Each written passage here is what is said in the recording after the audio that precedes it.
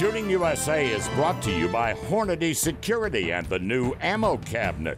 Keep your ammunition secure and organized and free up room in your gun safe with the modular ammo cabinet by Hornady Security.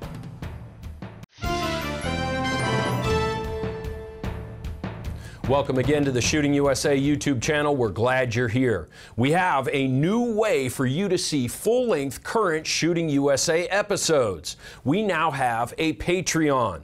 There are 2 years worth of episodes there waiting for you, in addition to the Shooting USA watch-along videos. We've done one with Nils Jonasson, and we have several scheduled as new shows are released.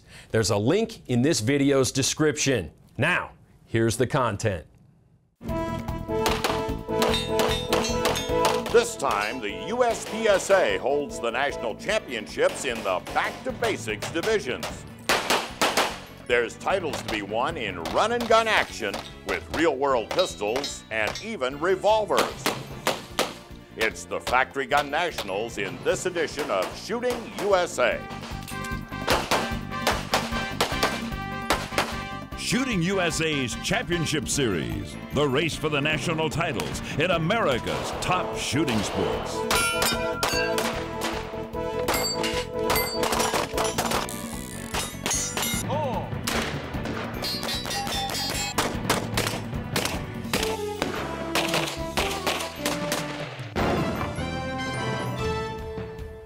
The USPSA, that's United States Practical Shooting Association.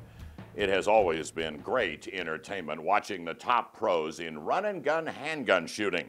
But over the past 10 years, the Practical Shooting Association has become less and less practical, with race guns in the open division and high-capacity magazines for the limited division. And the price of a competitive gun has gotten more and more expensive. All of that is the explanation for the Factory Gun Nationals, with shooting divisions for ordinary guns and even for revolvers.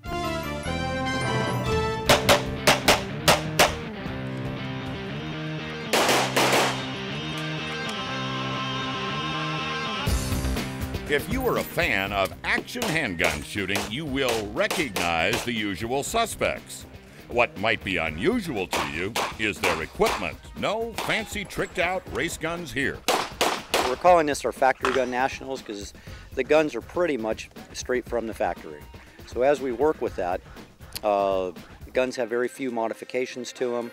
We're working at tightening some of these rules up a little bit more to make the guns even more so straight from the factory. This match is broken into 3 divisions with regard to the equipment allowed: production gun, revolver, and limited 10. Our basic rules for the sport, the limited 10 is anything that's legal and limited is legal in limited 10 with the restriction on 10 rounds in the magazine.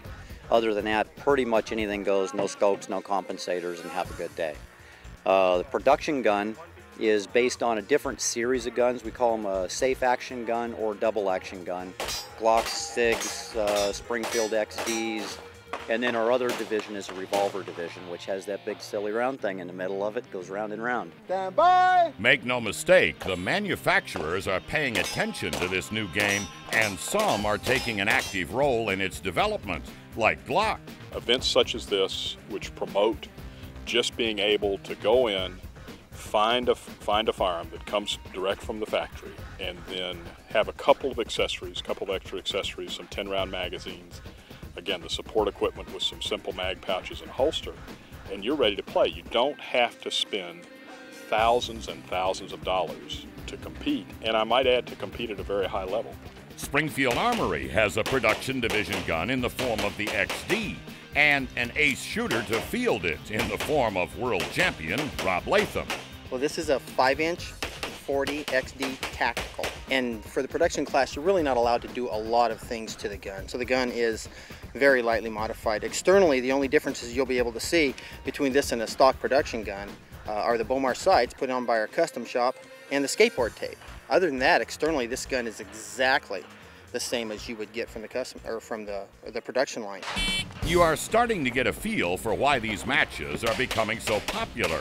You can take a gun straight from your local gun shop right out to the firing line. But what can you expect when you get there? As the course designer, Ray Hurst has a lot to worry about. You got to worry about not overloading the new shooters or not the master class shooters. You have to push them really hard to where they come, when they walk away from the stage, they think, well, that was a tough stage, but it was fun, not impossible for them, you know. But you have to walk that fine line that the Grand Masters aren't the only ones that can shoot the stages. It's the local level shooters that make this sport. As one might imagine, the club level shooters are well represented at this match. A, B, C, and D class shooters, as well as juniors and senior shooters, are running and gunning alongside the best in the world. Regular USPSA scoring rules apply, and both speed and accuracy are important. Hits in the A zone earn 5 points. Hits in B and C zones earn 4, and D zone hits just 2 points. To calculate your score for a stage, add the points scored on all targets and divide by the time. More points, less time, better score. And the scoring is well underway on all stages in this national match, including in the Dark House, a new challenge for USPSA shooters. Many of the stages are proving to be more challenging than originally thought, even for the master class shooters. Rob Latham on the stage called Hazmat 2 has a problem engaging steel poppers from the correct position, resulting in a missed target. I did something wrong. Yeah, you did. Rob is not the only shooter having trouble with Hazmat 2, shooting the popper that releases the drop turn target before advancing to a position to shoot it. Todd Jarrett is shooting in the limited 10 division.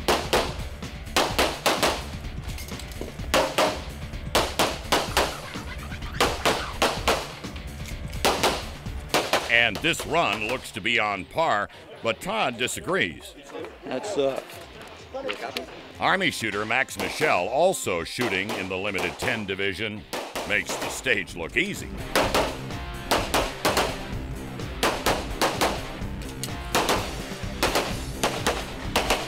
Taryn Butler is notoriously fast in run and gun style scenarios, but this time ammo feed issues knock him off the pace.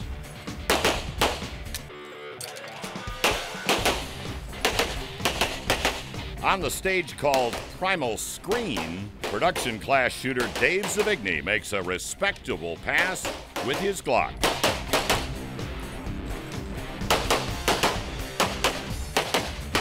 While Rob Latham shoots the stage more deliberately, trying to prevent any more mistakes, like on Hazmat 2.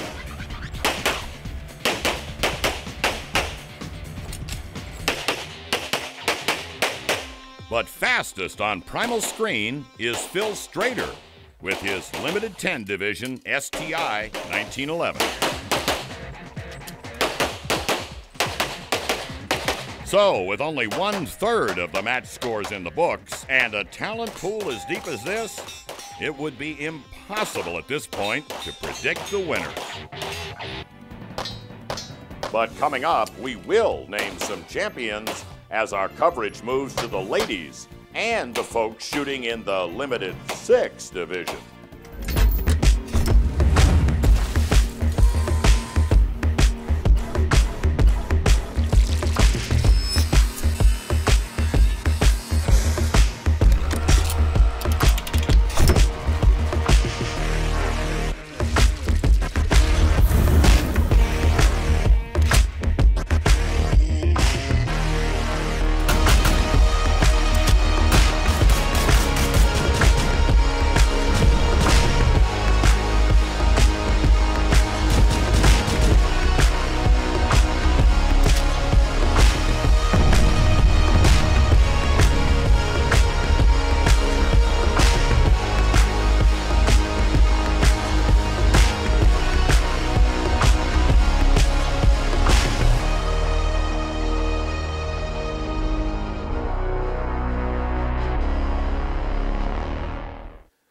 At the very highest levels, the grandmasters shooting the factory gun nationals are well-known names if you follow the pistol sports.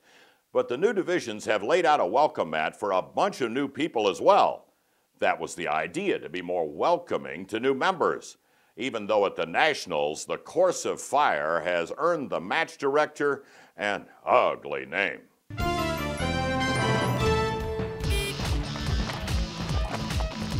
Match director Ray Hurst has devised a course of fire that is quite challenging. Enough so that he has acquired a nickname.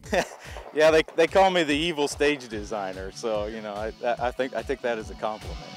Former USPSA Open and Limited Ladies National Champion Julie Golowski is not at all complimentary as she encounters problems on the stage called Clones 2. On the other hand, Lisa Munson's run on Clones 2 is mistake-free.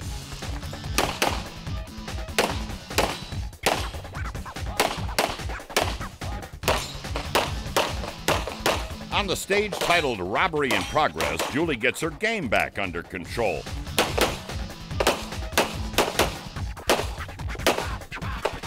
Lisa makes her way through Robbery in Progress without a problem, keeping the pressure on Julie in the women's limited 10 division. Meanwhile, Debbie Keyhart is shooting in the production division with her Glock.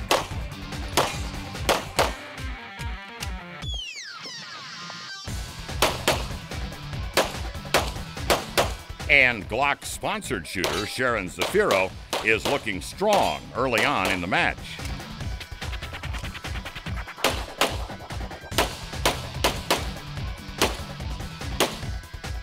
Angie Kelly makes a solid pass on the stage, keeping the race for the ladies' production class title close.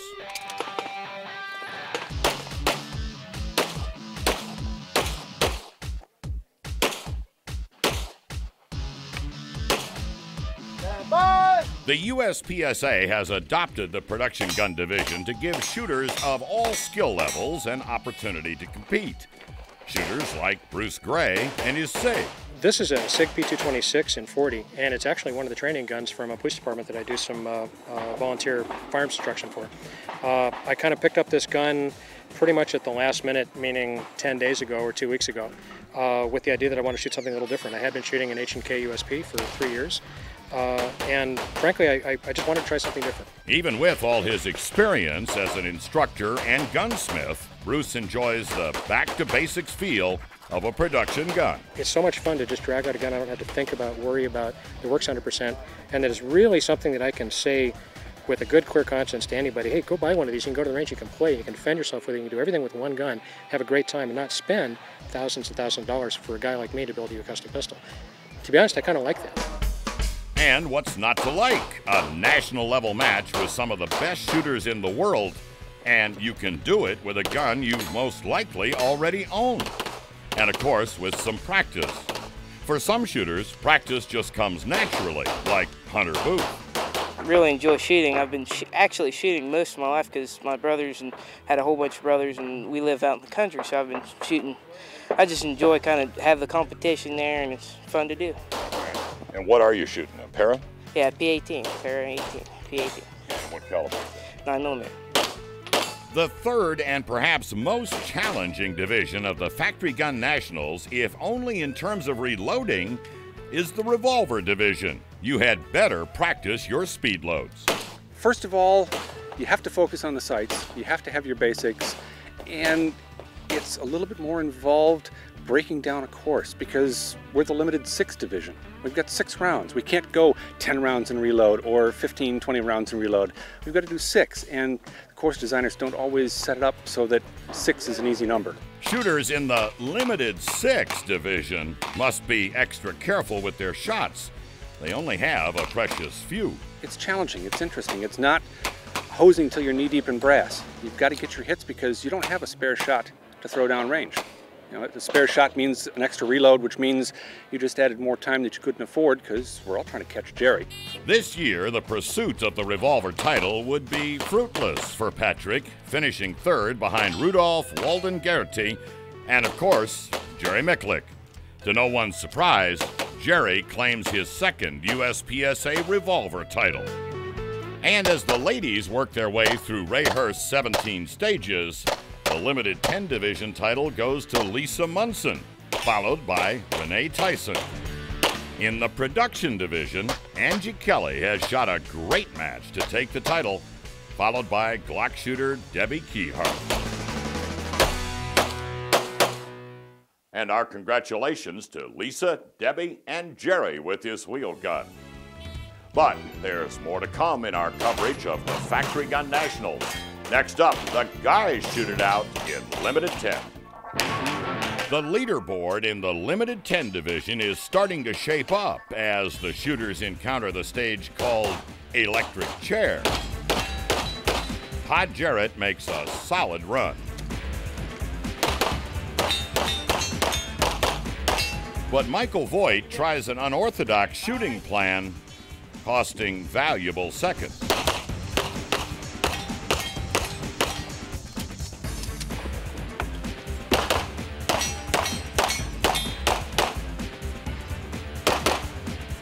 Phil Strader is quickest on the stage, keeping pace with Todd.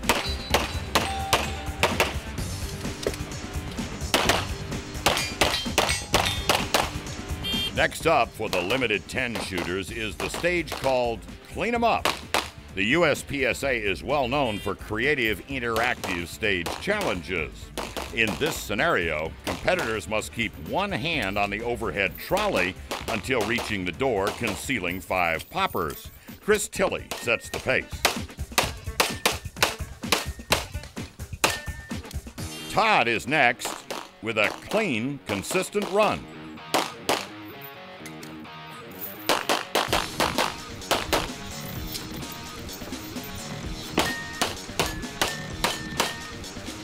But Mike Voigt's chance for a clean run is derailed by a runaway trolley.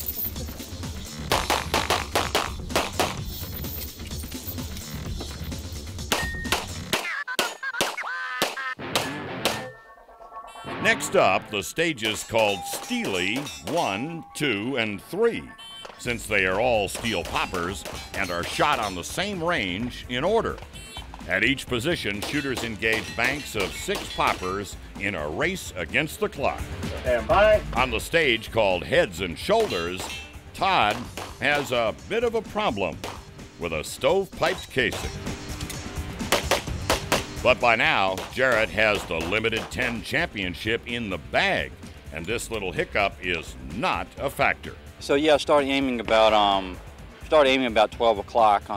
On Thursday there, I was kind of like, I got a little bit of a lead here, and I know who the players were. Voigt was hanging in there with me, and Garcia and a couple of young kids were kind of up and down. It was kind of hard to say which way they were going, and coming to yesterday morning, I was kind of like, just hit the targets, Todd, and you'll do okay. So hit them, and here we are.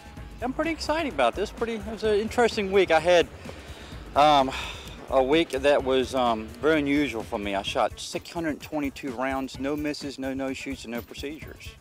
So I was pretty happy with my performance across the board. Yeah, a couple of glitches here and there, but I survived it. Stand by. A masterful performance from the guy who just started aiming on the second day of the match.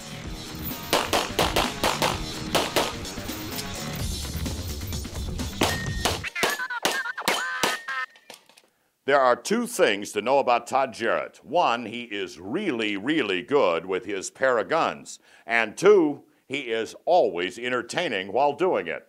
Congratulations, Todd. But there's still more in the Factory Gun Nationals. The production gun title is coming next. Of the 3 new divisions, Revolver, Limited 10, and Production Gun, it's the last one that has brought real-world relevance back to the USPSA. And it's Production Gun that has also brought major manufacturers into the sport for what would turn out to be a head-to-head shootout for the title.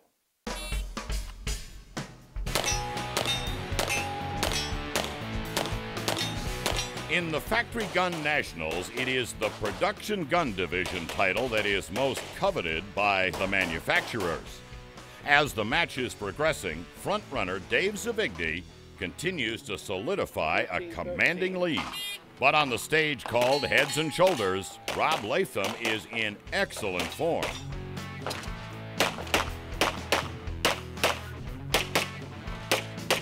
Now it's Savigny's turn.